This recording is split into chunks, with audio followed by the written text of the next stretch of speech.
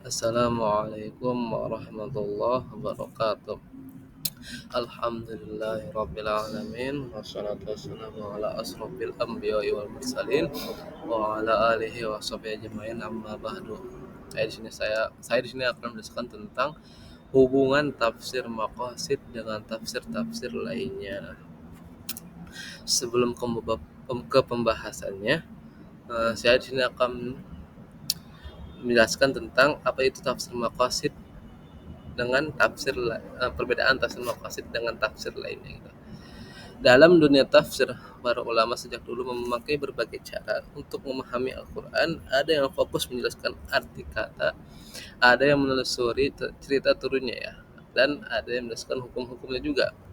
Ada yang juga melihat ayatnya satu persatu secara detail.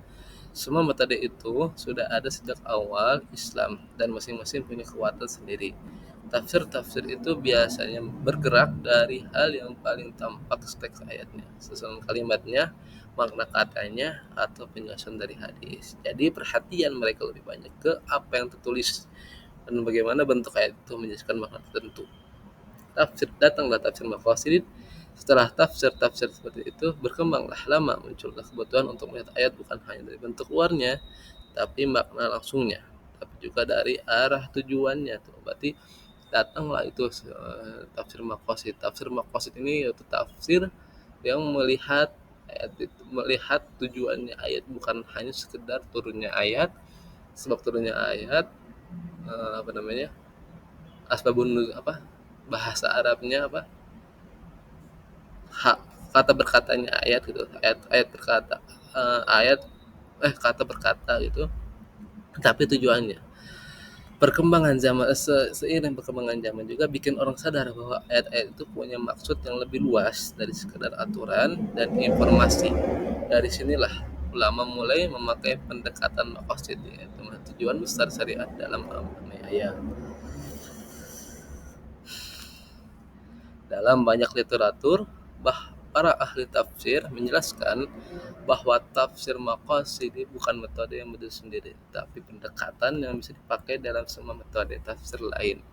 Ini ditegaskan oleh Abdul Mustaqim dalam bukunya Tafsir Maqasidi Genealogi, Teori dan Aplikasi. Jadi apa namanya? Sebenarnya tafsir maqasidi itu udah ada sejak dulu, cuman metodenya itu udah baru gitu, baru dari zaman sekarang.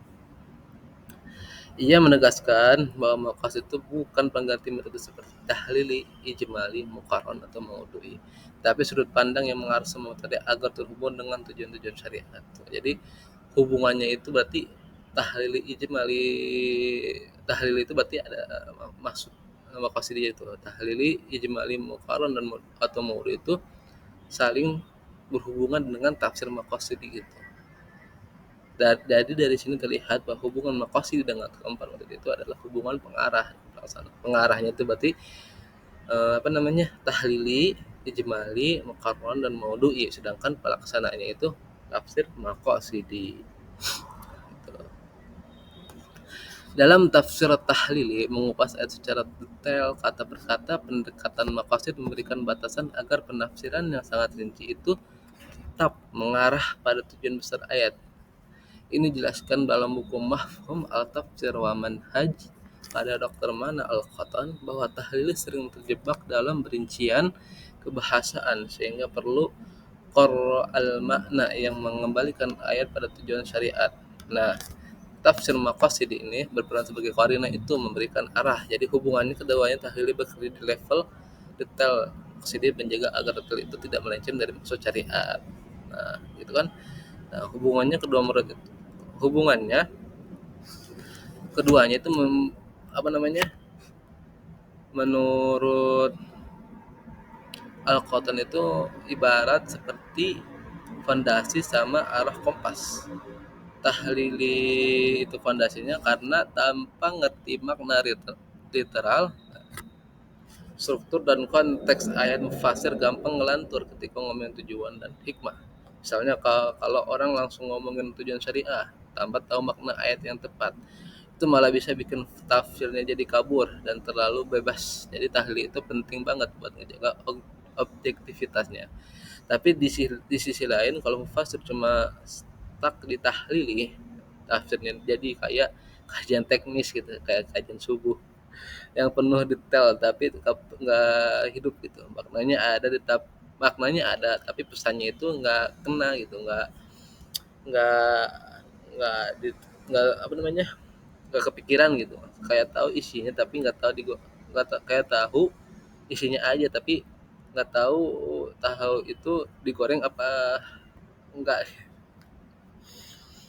Ada bentuknya tapi nggak crispy gitu, nggak bisa bikin nikmat. Makanya maqasid masuk sebagai penyelamat dengan pendekatan maqasidi. Mufasir bisa lihat bahwa ayat itu lahir buat membangun nilai tertentu, keadilan, kasih sayang, tolong menolong, penjagaan jiwa, penyiapan masyarakat yang bermoral. Jadi tafsir maqasid itu semacam suntikan roh ke dalam hasil tafsir tahlili. Jadi bantuan untuk tafsir tahlili, hubungan tafsir tahlili sama hubungan tafsir maqasid itu saling menguntungkan, saling saling membantu ke dalam hasil tahlil tahlil yang sudah disusun. Tahlil ngasih struktur, maqasid ngasih nyawa, ngasih apa namanya, bagi tujuannya gitu. Tahlil bilang ini ayat tentang apa, maqasid bilang ayat ini mau lo ngapain, misalnya ayat ini mau diapain gitu, mau mau tujuannya apa.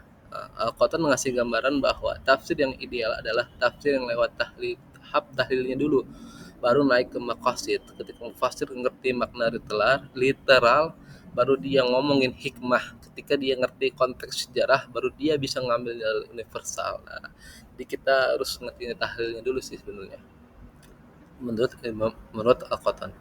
Ketika dia ngerti perintah dan larangan, baru dia bisa ngomongin maslahat dan tujuan hukum. Jadi dua metode ini nggak berdiri sendiri tapi kayak apa namanya, kayak combo lah, pokoknya perpaduan yang bagus lah, yang bikin pemahaman Al-Quran itu bisa jadi apa namanya, bisa yang bisa memahami Al-Quran secara secara fasih, secara secara enak lah kalau bisa, supaya paham Al-Quran gitu loh. Contohnya aja nih, la ikraha fid din qad tabayyana ar-rusydu minal ghayy wa faman yakfuru bit-taghuti wa yu'minu billahi faqad istamsaka bil urwah wathqala la wa bil urwatil lusqa lan fisama laha wallahu sami'un alim. Tidak ada paksaan, artinya itu tidak ada paksaan dalam agama. Tahlilnya ini menjelaskan bahwa eh, agama itu tidak ada berpaksaan, tidak ada paksa ya. Jadi eh,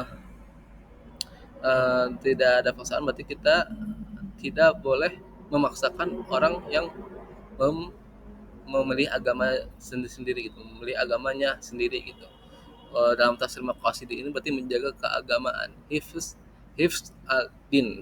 Itu tujuannya itu menjaga keagamaan supaya agamanya itu tidak hancur, tidak apa namanya, tidak melenceng.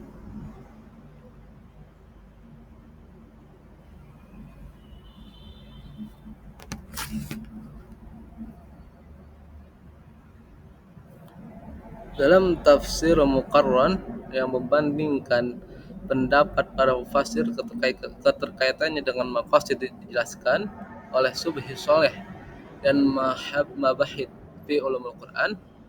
Ia menulis bahwa perbandingan pendapat tidak cukup hanya mencatat perbedaan, tapi harus ada kaidah untuk menentukan pendapat mana yang lebih dekat dengan prinsip syariat. Maka maqasid di sini berfungsi sebagai alat penyaring. Ketika banyak pendapat bertabrakan, maqasid membantu memilih mana yang paling maslahat, paling sesuai dengan prinsip umum Quran. Nah, dalam apa namanya? Dalam mabahid fi ulumul Quran, pada Sufi Soleh menjelaskan bahwa perbedaan penafsiran Al-Quran adalah sesuatu yang wajar, kan yang tadi saya sebutkan dari perbedaan Al-Quran itu sesuatu yang wajar, perbedaan penafsiran Al-Quran. Tafsir Muqarran bagaimana dalam gambaran dalam mabahith adalah metode yang membandingkan berbagai pendapat mufassir terhadap ayat tertentu. Pendekatan seperti ini sangat membantu tafsir maqasidi. Tafsir maqasidi adalah pendekatan yang berusaha mencari tujuan umum dan nilai besar yang ingin ditegakkan oleh ayat seperti keadilan, kemaslahatan, perlindungan jiwa, dan nilai-nilai kemanusiaan. Agar dapat memilih penafsiran yang paling mendekati tujuan syariat tersebut, seorang penafsir membutuhkan bahan pembanding. Sila tafsir muqarrar berperan. Jadi tafsir muqarrar itu sebagai penyedia informasinya saja gitu, tentang berbagai pandangan memberikan informasi terhadap membagikan informasi berbagai pandangan tuh.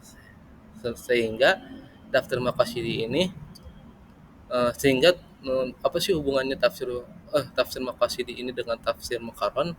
Tadi kan saya jelaskan tadi tafsir muqarrar itu perbandingan ya, pendapat tafsir pandangan, sehingga penafsir maka dapat perbandingan pendapat sehingga langsung maqasidi ini menentukan pendapat mana yang paling mendukung tujuan syariat. Nah, jadi muqarrar ini pendapat berbagai pendapat gitu. Kalau yang tujuannya hubungannya sama tafsir maqasidi memberikan tujuan pada pendapat itu gitu. Sobhi soleh juga menekankan pentingnya tamyiz baina al-arwah, yaitu kemampuan memilah pendapat para mufassir secara teliti. Konsep memilih ini sangat dekat dengan tafsir maqasidi. Dalam pandangan maqasidi, penafsiran itu tidak cukup hanya benar secara bahasa atau sesuai dengan riwayat. Penafsiran juga harus mencerminkan nilai-nilai dan hikmah besar Al-Quran. Maka proses membandingkan pendapat menjadi langkah awal yang mendapatkan penafsiran berbasis maqasid. Selanjutnya dalam tafsir dalam tafsir ijmali, dalam metode ijmali yang menjelaskan ayat secara ringkas. Hubungan dengan maqasid itu dibahas oleh Fathur Rahman dalam usul tafsir. Ia menyatakan bahwa ijmali cocok dipadukan dengan maqasidi karena dua-duanya memberikan gambaran umum. Hanya saja ijmali biasanya berhenti pada makna global, sedangkan maqasidi menambahkan hikmah dan tujuan di balik makna global itu. Maka maqasidi membuat ijmali lebih hidup dan tidak terlalu dangkal.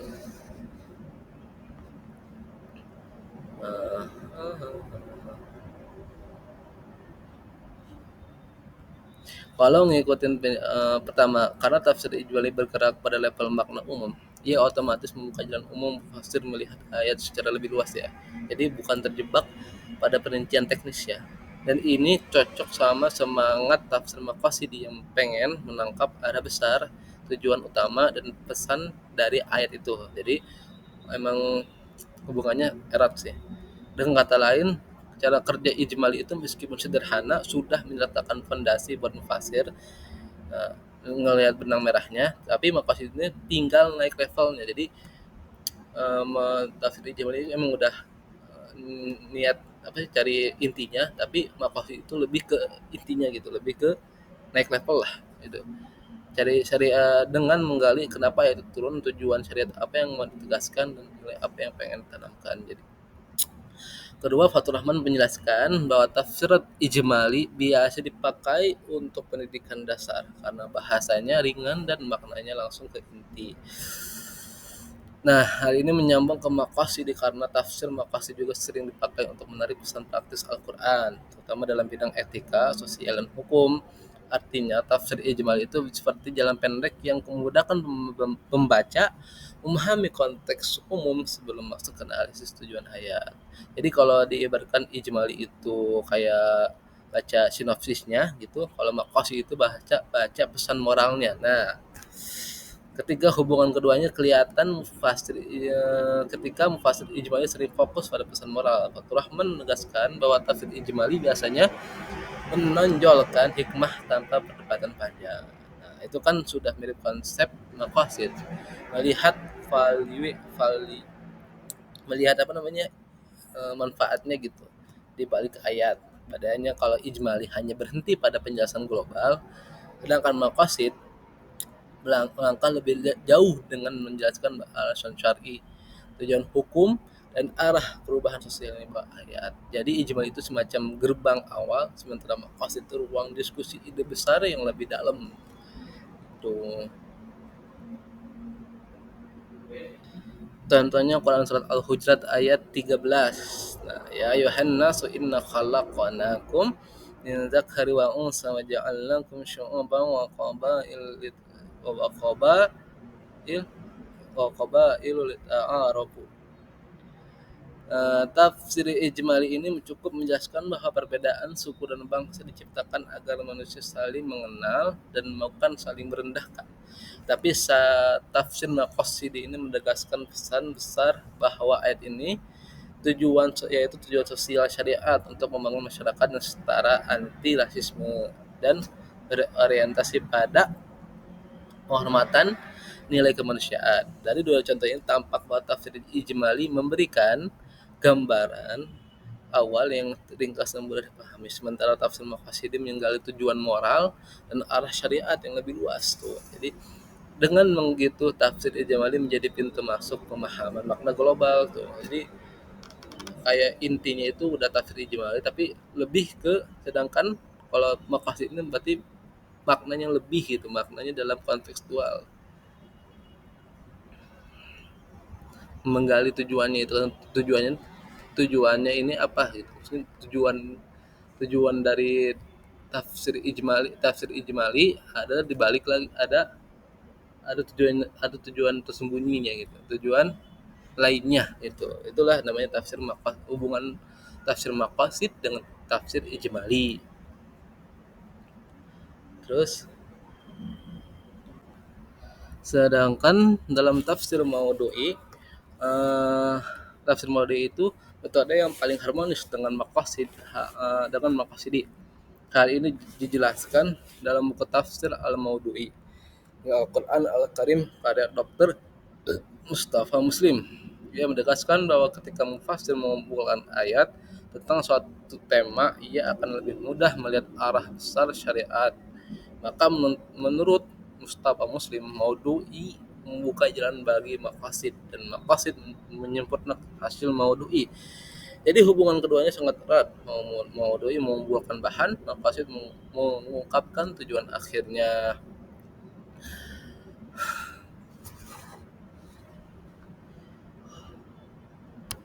Uh, jadi kalau disimpulkan tuh hubungan tafsir maudhu'i itu dengan tafsir maqasid itu hubungan metode dan visi.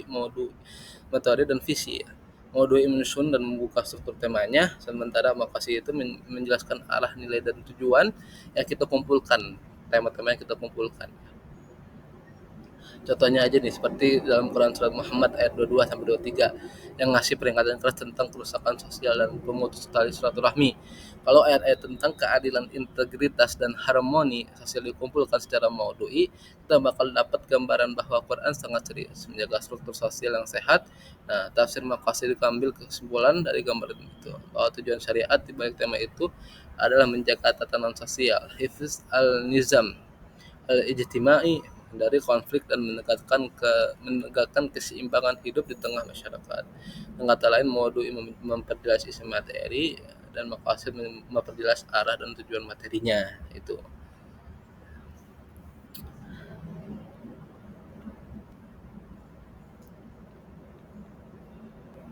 Pada akhirnya, hubungan tafsir maqasid dengan metode tahlili, ijmali, muqarran, maudhu'i, dan tafsir lainnya dapat dipahami sebagai hubungan antara arah dan alat. Semua metode tafsir yang sudah mapan sejak ulama klasik seperti dijelaskan Ma'na Al-Qatan, Syarih Saleh, Mustafa Muslim, dan para pemikir kontemporer seperti Al-Mustaqim, sebagai alat teknis untuk menjaga Al-Quran dari sisi tertentu yang detail secara tahlili, yang ada ringkas seperti ijmali, ada yang komprehensif seperti muqarnon, dan ada yang tematis seperti maudhu, ya seperti itu. Tafsir maqasid berperan sebagai kompas gitu, jadi sebagai pelengkap, bukan kompas sih, kayak bukan pelengkap, kayak kompas ya, arah yang memastikan semua hasil penafsiran mengarah pada tujuan syariat seperti keadilan, kemaslahatan, penjagaan jiwa, dan nilai-nilai luhur yang menjadi inti petunjuk Al-Quran. Karena itu, pendekatan ini tidak mengartikan metode lain, tetapi justru memperkuatnya. Tahlili jadi berbobot tuh, ijmali lebih bernilai, muqarnan lebih terarah, dan maudhu'i lebih menyeluruh. Dengan kata lain, maqasid membuat setiap metode tafsir bukan sekadar memahami teks, tapi juga memahami arah besar yang dikehendaki Allah melalui ayat-ayat yang diturunkan. Nah, sekian yang saya bisa sampaikan. Mohon kurangnya lebih mohon maaf. Assalamualaikum warahmatullahi wabarakatuh.